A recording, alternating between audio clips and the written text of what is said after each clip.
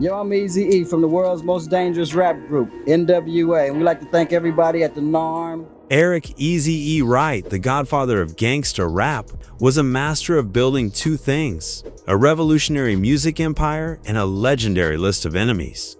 If you crossed him, disrespected him, or tried to take what he felt was his, he didn't just let it slide. He turned it into a battle.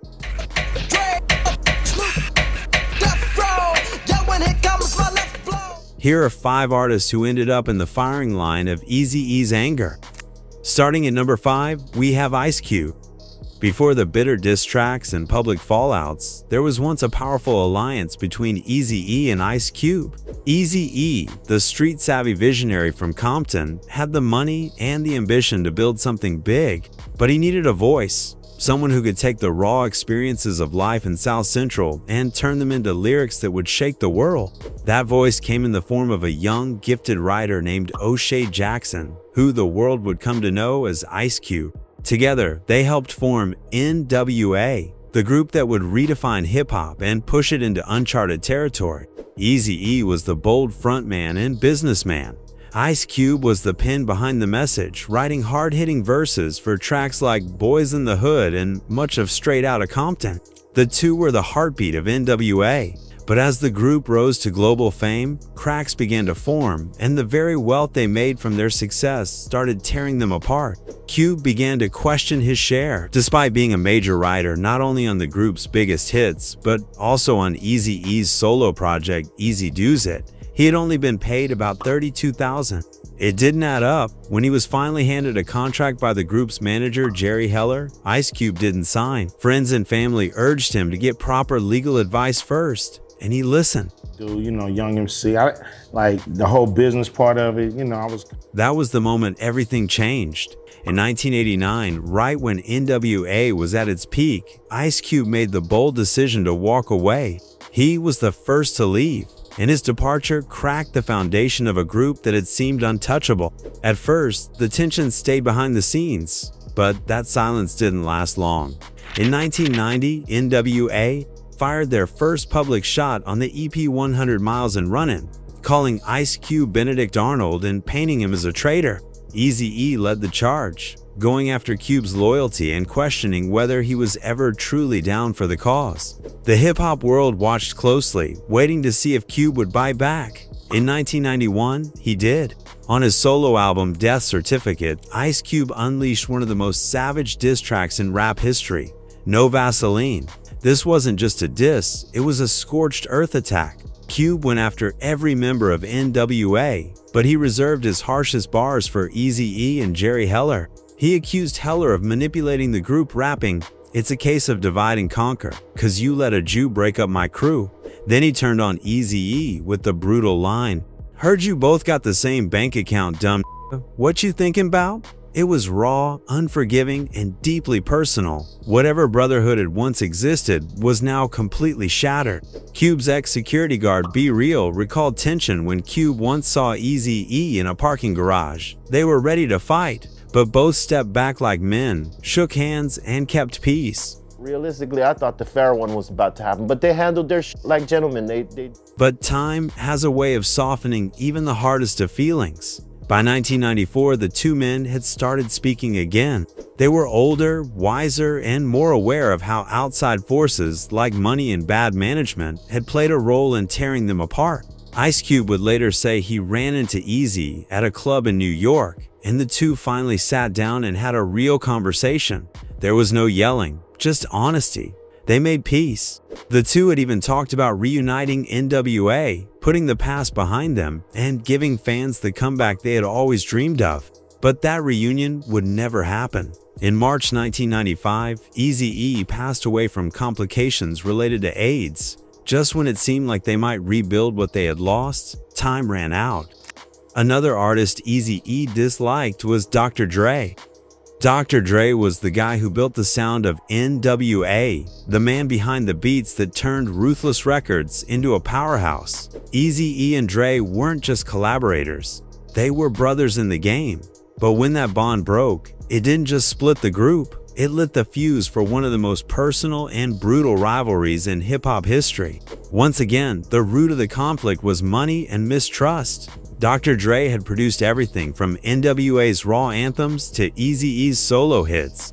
He even helped launch the careers of Michelle and the DOC. But when he looked at his bank account, it didn't reflect the work he had put in. Meanwhile, he saw Eazy and Jerry Heller living large. Dre started to feel like he was being used, and he wanted out of his contract. But Eazy and Heller weren't about to let the golden goose fly away.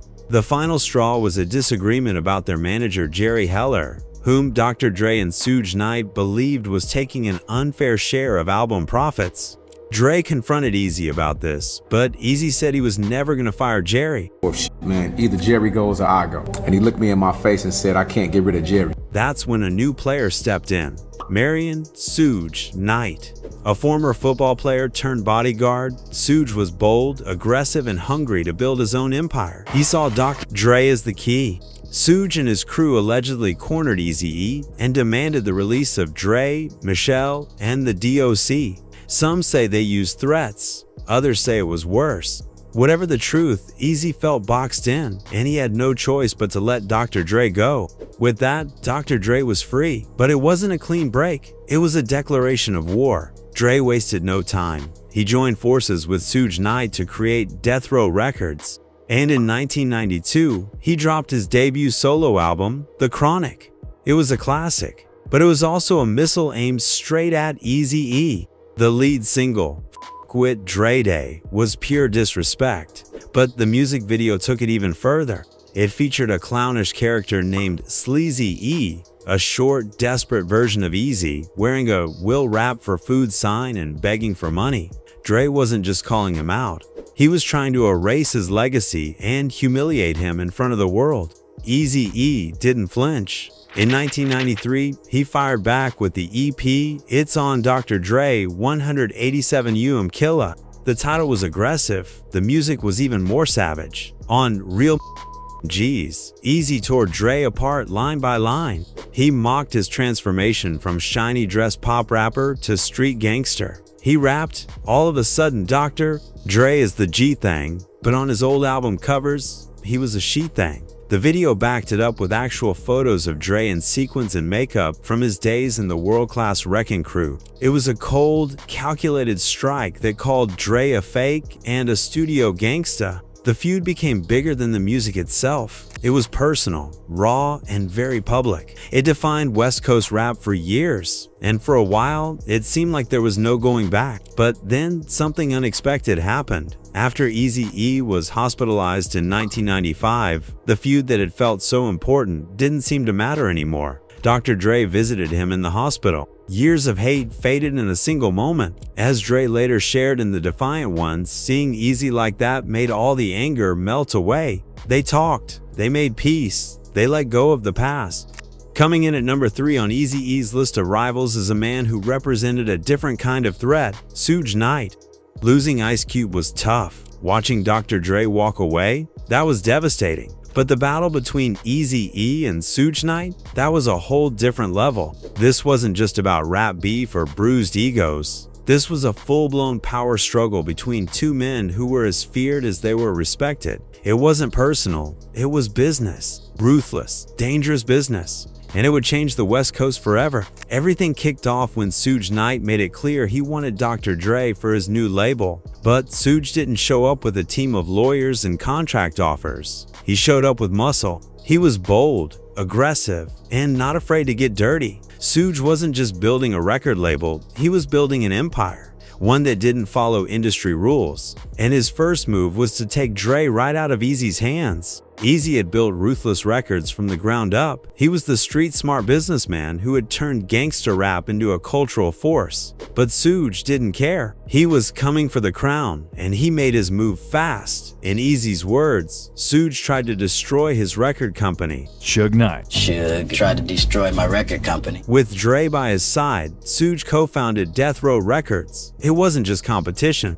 it was a direct threat, parked right next to Eazy's throne. And it was sending a message loud and clear: your time is up. Suddenly, the West Coast rap scene was split in two. You were either with Ruthless or with Death Row. There was no in between. And it wasn't just diss tracks flying around. There were real threats, real tension, and real fear. Stories started spreading, club run-ins, studio standoffs. Death Row didn't just want to beat Eazy, they wanted to bury him. But if Suge thought Eazy was going to roll over, he was dead wrong. Eazy may have been out, but he wasn't outplayed. In public, he kept firing in his music, clowning Dre, Snoop, and their new label. Behind the scenes though, he pulled off one of the coldest moves in music business history. When Suge forced him to sign Dre's release papers, Eazy made sure those papers included a clause that guaranteed him a cut of Dre's future earnings. All you want, but I'm gonna get paid. Cause that's why I say Dre Day is only Eazy's payday. So when the Chronic blew up and made millions, guess who was still getting paid?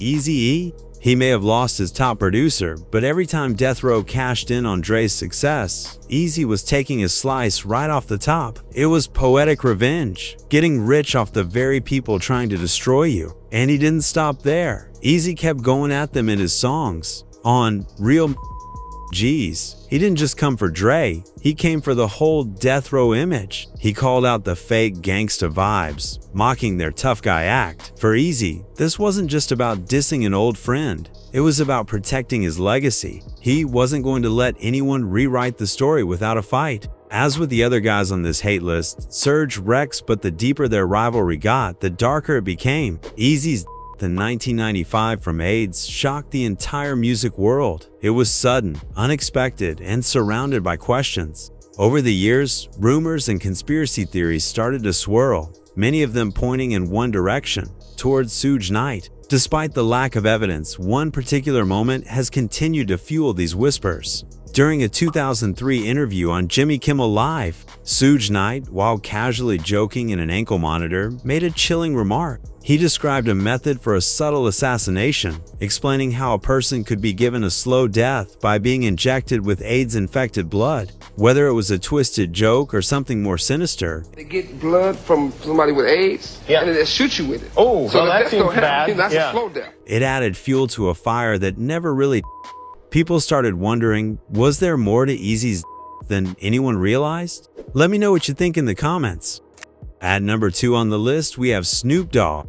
Back in the early 90s, Snoop Doggy wasn't just a new artist, he was Death Row's golden child. His role in the beef didn't come from personal history with Eazy. He was simply Dre's loyal protege, swept into the chaos and armed with a microphone that hit like a missile. When Dr. Dre launched The Chronic, Snoop was right there with him, delivering lines that weren't just clever, they were devastating. On the infamous diss track, With Dre Day, Snoop's laid-back delivery made his words sting even more. With every smooth insult, he stripped away Eazy's image, turning the NW, a founder, into a punchline for millions of new fans. But Eazy wasn't the type to stay silent. If Dre had recruited a rising soldier, Eazy was ready to strike back. His response came in the form of Real G's, a track that turned the war personal. And he didn't just go after Dre, he went after Snoop too. Eazy attacked everything about Snoop, from his physical appearance to his reputation. He painted him as a fake, a studio creation with no street credentials. One of the most cutting lines came when he referred to Snoop as anorexic and joked about him wearing house shoes, making him seem soft and inauthentic. But as the years passed and the dust settled, Snoop's view of Eazy-E began to shift. The battles that once defined his early career began to feel more like growing pains than personal grudges.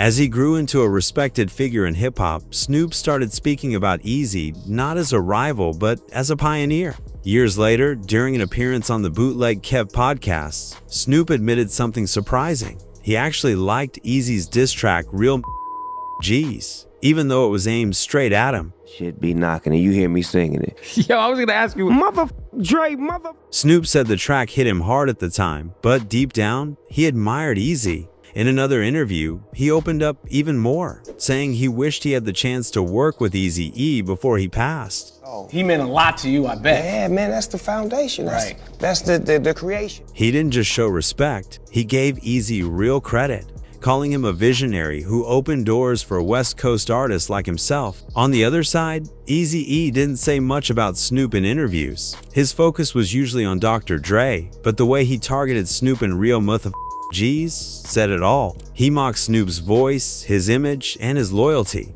Whether it was on record, in music videos, or live performances, Eazy made sure people knew he had something to say. But true to his style, he didn't need interviews to speak his mind. He let the music do all the talking. Tim Dog was another artist Eazy-E hated. While Eazy-E was deeply entangled in a civil war for control of the West Coast, a new battlefront opened up unexpectedly from over 3,000 miles away. This conflict wasn't with a former friend or a local rival, it was with a rapper from the Bronx named Tim Dog, and his aggression marked the opening of the infamous East Coast versus West Coast rivalry that would later consume hip-hop. In this new war, Eazy-E wasn't just fighting for his label, he was fighting for the honor of his entire region. In 1991, as the Compton sound dominated the nation's airwaves, Tim Dog unleashed a lyrical grenade titled Compton. The track was born from a sense of frustration among some New York artists who felt the birthplace of hip-hop was being overshadowed. It was a raw, aggressive, and utterly disrespectful diss aimed at the heart of the West Coast movement. Tim Dog mocked the fashion, the music, and the artists, taking direct aim at NWA. He famously rapped, "I'll crush Ice Cube, I'm cool with that stomp on Eazy-E, and I'm still cool with that." This was a direct declaration of war on Eazy's home turf. An attack on Compton was an attack on Ruthless Records, on NWA, and on Eazy-E himself. As the city's most prominent musical figure and the godfather of gangsta rap, Eazy had to respond. It was a matter of pride and principle. The West Coast's retaliation was swift and collective.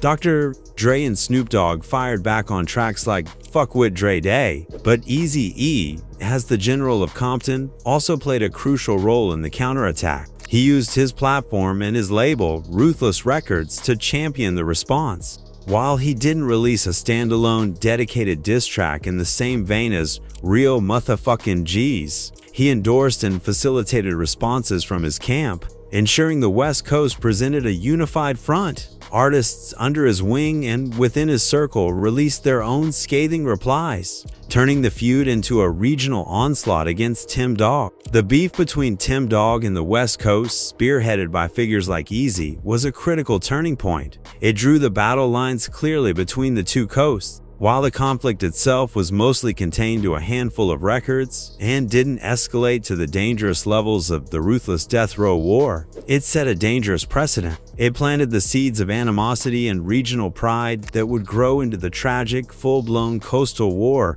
involving Tupac Shakur and the notorious B.I.G. a few years later.